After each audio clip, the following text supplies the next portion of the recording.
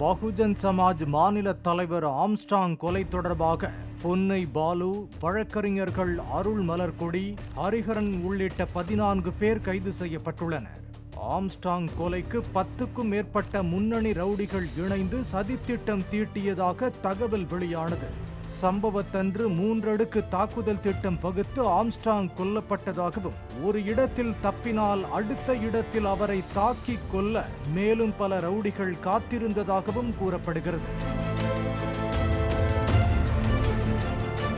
அந்த வகையில் ஆம்ஸ்ட்ராங் கொலையில் ஆற்காடு சுரேஷின் காதலியும் பெண் தாதாவுமான அஞ்சலைக்கு முக்கிய தொடர்பு இருப்பது தெரிய வந்தது.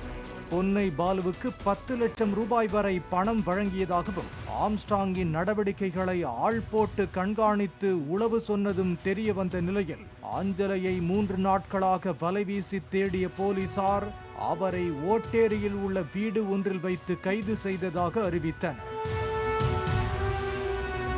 ரவுடி ஆற்காடு சுரேஷ் கொலைக்கு பழிக்கு பழியாக ஆம்ஸ்ட்ராங் கொலை செய்யப்பட்டதாக முதலில் கூறப்பட்டாலும், சென்னை மற்றும் திருவள்ளூர் சுற்றுவட்டார பகுதிகளில் ரியல் எஸ்டேட், கட்ட பஞ்சாயத்து என தொழில் பாதிப்புக்குள்ளான ரவுடிகள் பலர் ஒன்றிணைந்து பல மாதங்களாக திட்டமிட்டு ஆம்ஸ்ட்ராங்கை தீர்த்து கட்டியிருக்கலாம் என்று போலீசார் சந்தேகிக்கின்றனர்.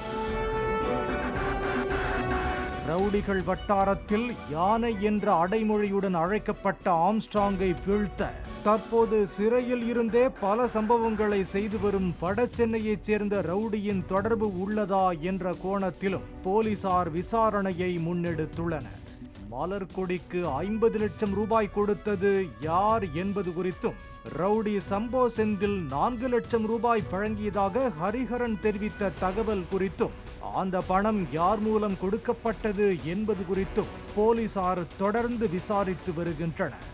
பாலிமர் செய்திகளுக்காக செய்தியாளர் சரவணகுமார் மற்றும் வேல்ராஜ்.